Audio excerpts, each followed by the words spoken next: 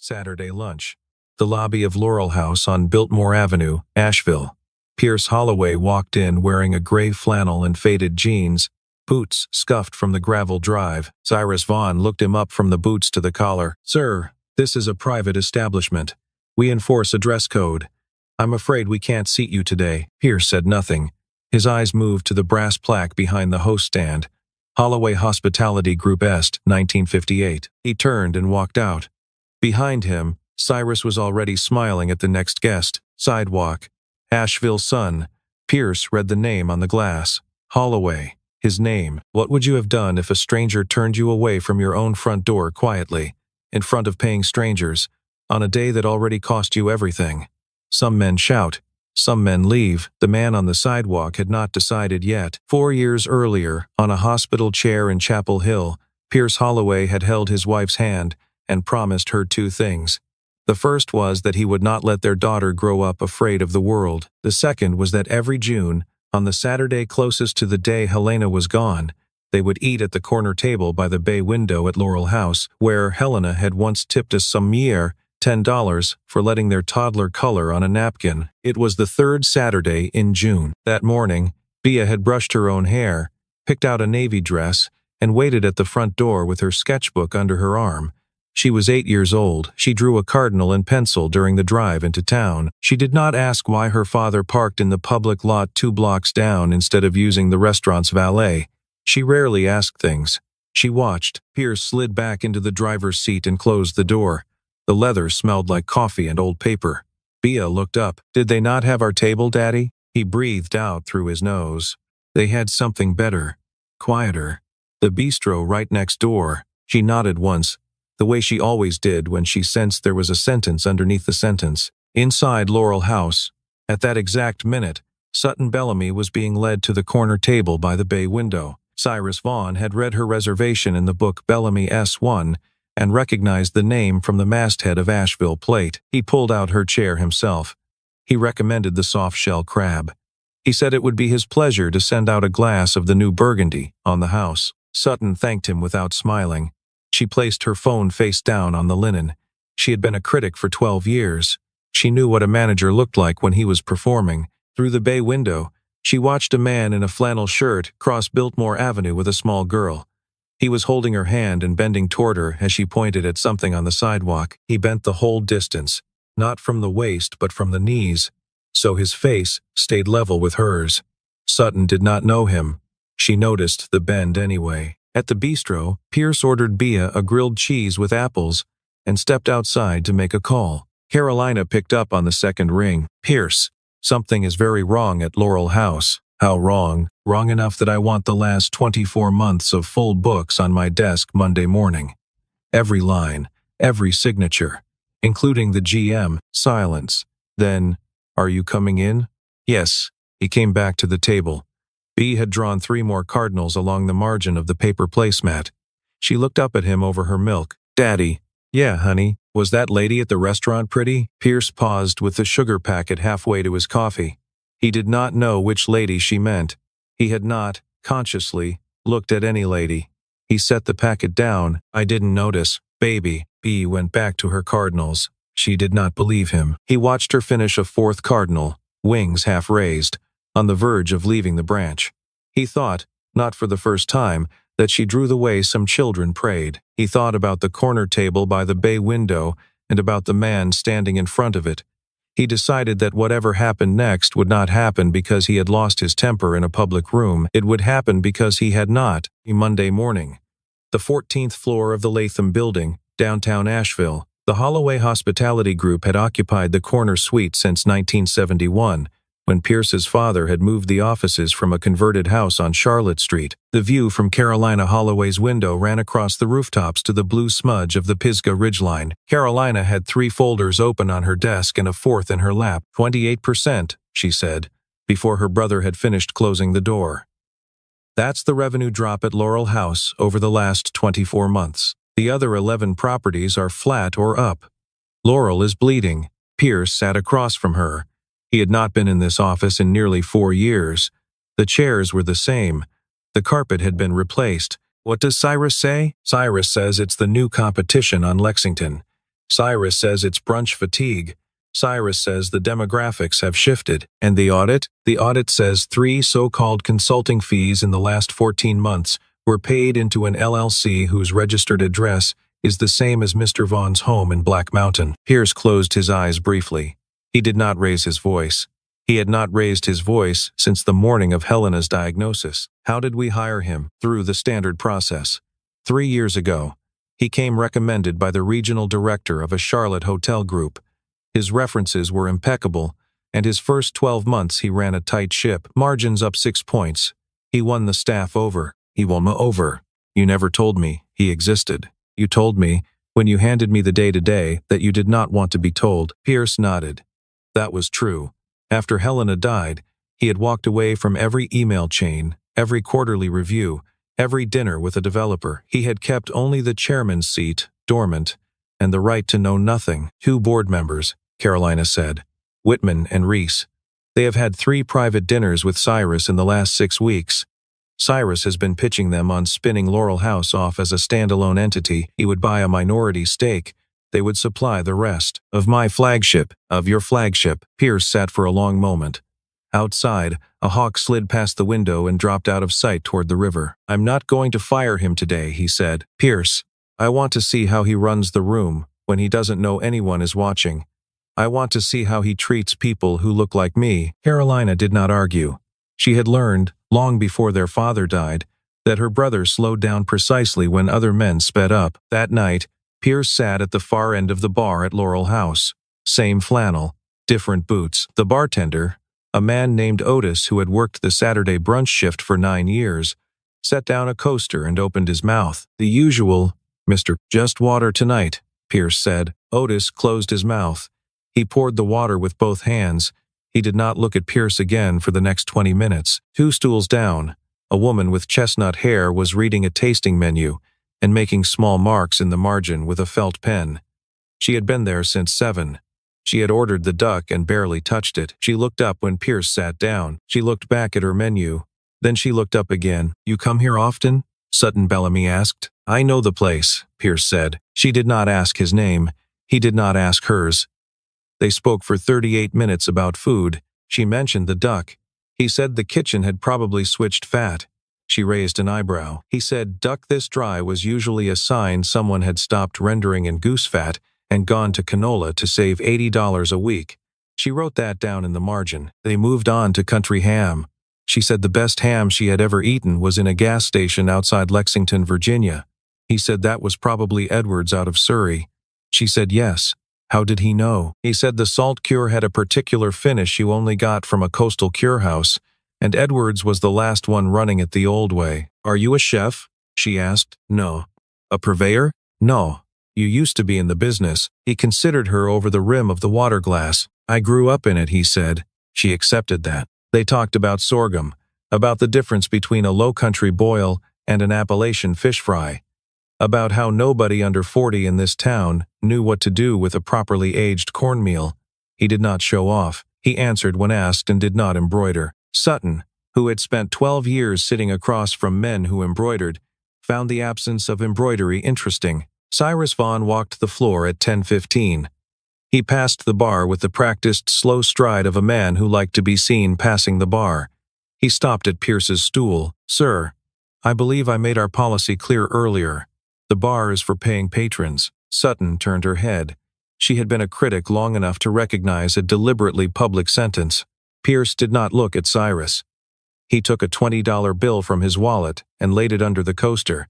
He looked at Sutton. He nodded once, small and even, the way a man nods to a neighbor across a fence. He stood up and walked out. Sutton watched him go.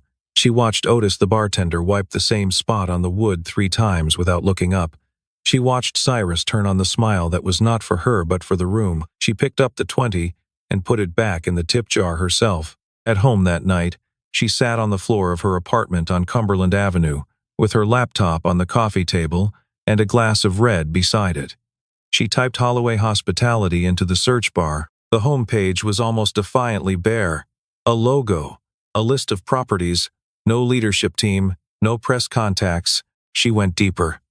Page 4 of the results, she found a society column from a children's hospital gala. dated 5 years earlier. A photograph of a man in a tuxedo with his hand at the small of a blonde woman's back. The caption read, Pierce and Helena Holloway, chairing the silent auction. The man's face was turned half away from the camera, laughing at something his wife had said. Sutton enlarged the photograph. She held her glass without drinking from it. She put it down. She put the laptop down too. The man at the bar had not been laughing, but the line of the jaw was the same. She closed the laptop. She told herself she would sleep first and decide in the morning whether she had decided anything. Tuesday morning, the house was a one-story bungalow off Town Mountain Road, with a screened porch and a sycamore in the yard that had been struck by lightning the summer before and was now slowly dying in elegant stages. Bea sat on the window seat with her sketchbook on her knees. A male cardinal was working a dogwood branch 6 feet from the glass. She drew it without looking up. Pierce stood at the kitchen counter in his socks, coffee in one hand, phone in the other. 3 transfers, Carolina was saying. 22,000, 41,000, 18,000, all booked as consulting. All to an LLC called Ridgepoint Concepts. Ridgepoint Concepts is registered at Cyrus Vaughn's home address. The notary on the formation paperwork is his cousin. And legally, Cole at Henning Cole has the file. He says we have enough to move now. Termination for cause. Civil recovery. He thinks the district attorney will take it once we package it. Hold off. Pierce. 1 more week. I want to see who else is sitting at his table. Whitman and Reese had dinner with him again last night. At his house, Pierce was quiet. He's circling, Carolina said. He knows you've been in town. Otis told him you sat at the bar. Did Otis know who I was? Otis has known who you are since he was a busboy at the Grove Park in 2004. Otis would walk into traffic for you. He didn't say a word. Pierce looked over at Bea.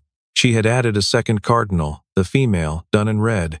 She erased something. She started again. 1 more week, he said. That afternoon, he took her to the bookstore on Wall Street, because on Saturday afternoons, it had a story circle for the under-10s, and because Bea liked to sit at the bottom of the stairs and watch the older children read out loud. They had been there a quarter of an hour when she looked up from a book about owls and went very still. Daddy.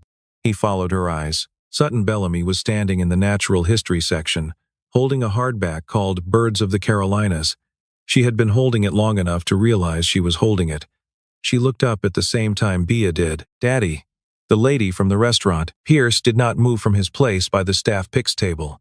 Sutton did not move from hers by the shelf. Across 2 aisles of paperbacks they looked at each other for what felt like a full breath, and was, in fact, 2. Sutton walked over. She did not look at Pierce. She knelt in front of Bea. You like cardinals? Bea showed her the inside of the sketchbook without speaking. Sutton turned the book in her hand over once. She held it out. This one is better than the one I have at home. It belongs to a girl who can already draw. Bea took the book with both hands. Sutton stood. She and Pierce shared one more look, half a question on each side, no answer on either. Then she walked out of the store without paying for anything else and without saying goodbye. That night Bea opened the book on her bed and turned to the first plate. It was a cardinal, male, on a dogwood branch, the same branch she had been drawing all week. Wednesday morning. The Asheville plate office on Church Street. Sutton's editor, Lenore Bashir, slid a printed brief across the desk. Service inequality in fine dining. Long form, 6,000 words. We'll run it as a cover. Anywhere specific? You pick. Start somewhere with a name. Sutton picked Laurel House. For 3 days, she went back at staggered hours. Wednesday lunch, Thursday dinner, Friday brunch. She wore a different coat every time. She watched. On Wednesday at 6:40, Cyrus turned away a man in a polo shirt who said he was meeting his daughter for her birthday. The book had openings. Cyrus said reservations only, with regret. The polo shirt man's daughter, in a black dress, arrived 12 minutes later and was seated immediately. On Thursday at 7:10, Cyrus turned away a woman in scrubs who had walked over from Mission Hospital. He explained the dress code with the same regret. On Friday at 12:15, Cyrus turned away an older couple in clean jeans and pearl snap shirts who had driven down from Yancey County for their 40th anniversary. He told them about a charming diner 3 doors up. Sutton filmed all of it. Her phone sat in her open handbag, propped against the lining at an angle she had worked out at home in front of a mirror. Saturday morning she walked through Pack Square Park with a coffee. The air smelled like cut grass and the diesel of the trolley line. She was not looking for Pierce Holloway. He was by the fountain, with Bea throwing crumbs to a careful committee of pigeons. Bea saw her first and waved. Bea was 8 and had decided, in the bookstore, that Sutton was a person who could be waved at. Pierce and Sutton sat on the bench 3 feet from each other and watched Bea negotiate with the pigeons. "I'm writing something," Sutton said after a while. "I figured I'd like a quote, anonymous, from somebody in the industry about what the rules at the door are actually supposed to mean." Pierce thought about that. He took the folded receipt out of his shirt pocket and the pencil out of Bea's bag, and he wrote a phone number on the back of the receipt and handed it to her. "Call me Monday. After 10, she put the receipt in her wallet, behind her license. He did not ask what she was going to write. She did not ask what he had been on Monday night at the bar. Bea ran out of crumbs. Bea came back to the bench.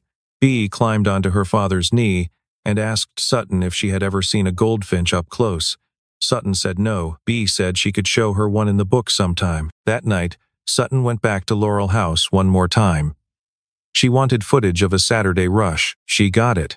And then, at 9:46, Cyrus Vaughn appeared at her elbow with 2 waiters at the periphery and a smile that did not include his eyes. "Miss Bellamy, I think it's time you left. And I'll be reaching out to your editor in the morning." He stepped close enough that she could smell the bay rum on his collar. "You don't know what I have," he said quietly, "but I know what you have. Be careful." She left. She did not look at her hands until she was inside her car. They were shaking. Edith Pomeroy had worked the front desk at Laurel House since 1983. She had hired 3 generations of hostesses.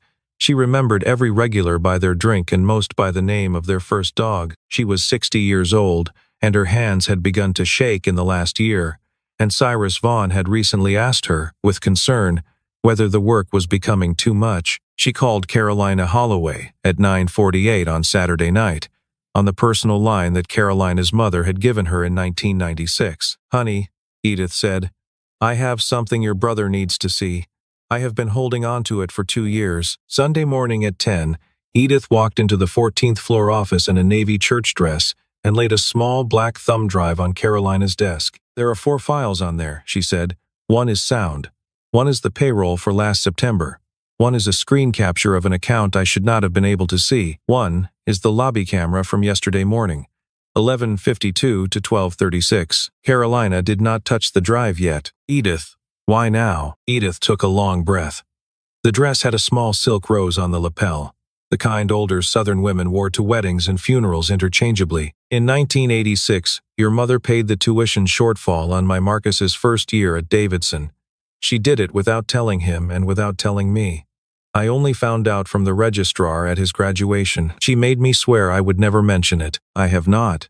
I am mentioning it now because your mother would have wanted to know what I know, and she is not here, and you are." Carolina put her hand on the drive. "Your mother would have wanted to know, sir," Edith said again, looking past Carolina, as if Pierce were already in the room. The audio file ran 4 minutes. Cyrus's voice, low, telling a young waiter that if he kept miscounting the tip pool, he would find his hours cut to nothing, and a bad reference waiting for him at every restaurant in Buncombe County. The payroll spreadsheet showed 3 names: Daryl K., Susan P., L. Mendez, that nobody on staff recognized, each drawing a paycheck routed to Ridgepoint Concepts LLC. The screen capture showed a private email Cyrus had sent to a man at a Charlotte hotel group offering, in writing, to deliver Laurel within 90 days. The camera was the one that mattered. 11:52 on Saturday morning. Pierce walking into the lobby. Cyrus's mouth moving as he leaned in toward Haley, the new hostess. The audio on the lobby camera was supposed to be inactive. It was, in fact, active, and had been since a maintenance contract Edith had signed off on in 2022. "I don't like the look of him," Cyrus said on the recording. "Get rid of him." Carolina played it twice. Then she called Henning Cole and scheduled an emergency board meeting for Wednesday morning. 48 hours. Cyrus would be told it was a routine performance review. Monday at 9:40, Sutton walked out the back door of the Asheville Plate Building and found Cyrus Vaughn leaning against her car. "I had a conversation with Lenore this morning," he said. "I do not think the conversation went the way I would have liked. I think we should have one of our own." She stepped back. He stepped forward. She reached into her pocket and pulled out the folded receipt with the phone number on it. She walked 5 steps down the sidewalk, turned her back, and called. Pierce picked up on the first ring. She told him, in 12 words, where she was and what was happening. He gave her his address. 40 minutes later, she sat across from him at his kitchen table for the first time, with no bar and no bench and no bookstore shelf between them, and watched him pour her a glass of water with the steady hand of a man who had decided, somewhere on the drive over, that the week of watching was finished. Bea was asleep on the couch when Sutton arrived. The bird book was open across her chest, pages down. The dog, a slow elderly golden named Honey, was curled at her feet and did not bother to lift her head. Sutton spoke for 20 minutes. She did not raise her voice, and she did not soften anything. The footage, the hostess, the tip pool, the man in the parking lot. Pierce listened with his hands folded on the table. He did not interrupt. When she was finished, he said, "I think I owe you something." He took an old leather billfold out of his back pocket. From an inner sleeve he drew a single card, slightly bent at the corner. The print faded along one edge from where it had ridden against a key ring for a long time. He set it down between them. Pierce Holloway, Chairman, Holloway Hospitality Group. Sutton did not pick the card up. She looked at it. She looked at the man across the table in the gray flannel and the work-stained hands. She looked at the card again. "Saturday morning," she said. "Yes." He turned away. "The chairman of the company that signs his paycheck." "Yes." "And you walked out." "I walked out." "Why?" Pierce thought about it. "Because if I had told him who I was on the sidewalk," he said, "I would have learned what he does when he gets caught. I would not have learned what he does on a regular Saturday." She nodded once.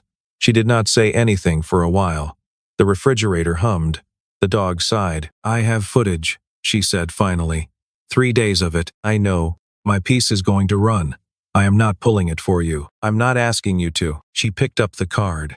She put it in the breast pocket of her shirt, over her heart, where it sat against the receipt with his phone number written on the back. Wednesday morning, 9 o'clock. The 8th floor boardroom of the Latham Building. Cyrus Vaughn arrived at 8:55 in a slate blue suit, with the easy walk of a man who had been told he was being given a commendation. He nodded to Whitman. He nodded to Reese. He sat to Carolina's right. Carolina opened a leather folder. "Cyrus, thank you for coming in. We would like to walk through the last 24 months at Laurel House." For 18 minutes, she walked through it. Revenue. Cost of goods. Labor. The 3 consulting payments. Cyrus, smooth and ready, attributed 2 of the payments to a vendor reclassification error in accounting, and the third to a settlement with a former dishwasher that had been mishandled by HR. The boardroom door opened. Pierce Holloway walked in. He was wearing a dark charcoal suit, a white shirt open at the collar, no tie. His hair was combed. He was clean-shaven. He looked, for the first time in nearly 4 years, exactly like the man in the gala photograph Sutton had enlarged on her laptop. He crossed to the head of the table.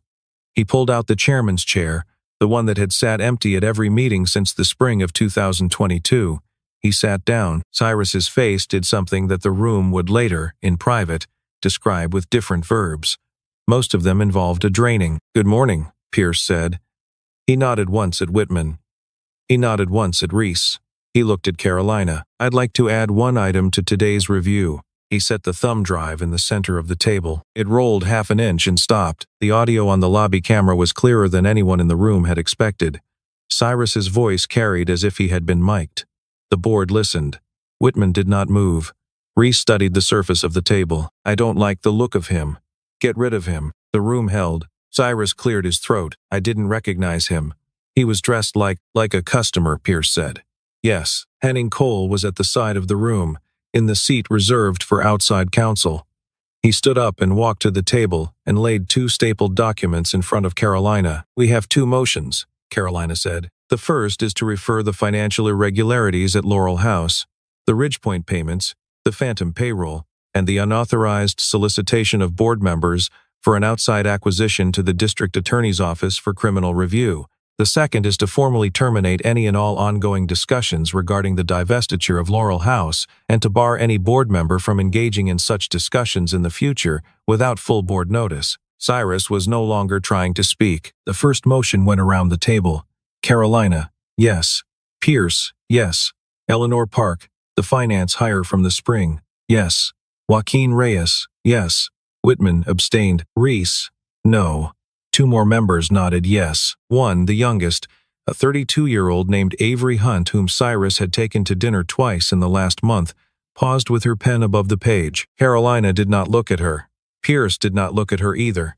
The room simply waited. Avery Hunt looked at the still frame on the projector. Cyrus's mouth, mid-sentence, mid-order, on the lobby camera. She looked down at her pen. Yes, she said. The first motion carried. The second motion was unanimous. Whitman and Reese did not have the standing to vote no on a procedural bar that named them by reference. Cyrus Vaughn stood up. He buttoned his suit jacket.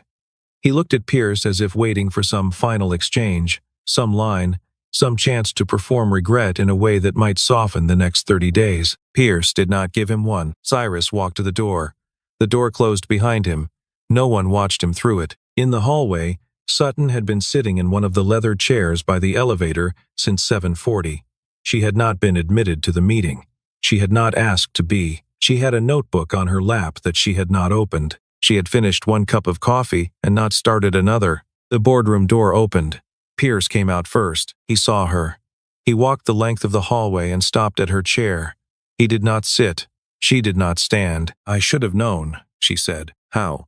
"The way you talked about country ham." He smiled then. It was the first smile he had made in 4 years that did not require effort. It was small and entirely surprised, as if he had not known the muscle still worked. They stood at the window together for a long time. The hawk that lived in the parking deck went by again, lower this time, hunting. Below them, on Biltmore Avenue, the Saturday traffic had not yet started. They did not touch. They were looking the same direction. Edith Pomeroy received her appointment letter on the second Monday of August. The new title was Director of Guest Experience. The position had not existed before. Carolina had drafted it on a Sunday afternoon, by hand, and Pierce had signed it at her kitchen table. Edith cried at her desk for 20 minutes, and then went down to the basement and threw out the reading glasses Cyrus had given her at the last staff Christmas party. The 4 employees Cyrus had cut hours from were reinstated by the end of the week. 22 months of skimmed tip pool was repaid in full, with interest calculated by Carolina on a legal pad and double-checked by Henning Cole. 2 line cooks who had quit during the Vaughn era were called and asked to come back. Both said yes. On the second Saturday after reopening, a woman in scrubs walked into the lobby still wearing her hospital ID badge. Edith seated her at a window table without comment. The woman ordered the soft-shell crab, the same dish Cyrus had once offered Sutton on the house, and ate it without looking up from her phone, the way people eat when they have been holding their breath for a long time. Laurel House reopened on a Thursday. A small sign was set into a brass frame just inside the lobby door, where the brass plaque about the company's founding had always been. "Every guest is welcome at Laurel House. There is no dress code at our door." The Mountain Express ran it on page 3. The Asheville Citizen-Times ran it on the front page of the food section. A blog out of Charleston picked it up and ran a feature on it as part of a wider piece on the new generation of Southern hospitality. Haley, the young hostess who had said the words to Pierce on the Saturday in June, came back to the lobby in early September and asked Edith if she could have her job back. Edith took her hand for a moment. She thanked her for coming in. "The position is filled, honey," she said, "and you will be all right." That afternoon, a single email arrived at Pierce's office, forwarded by Carolina with no comment.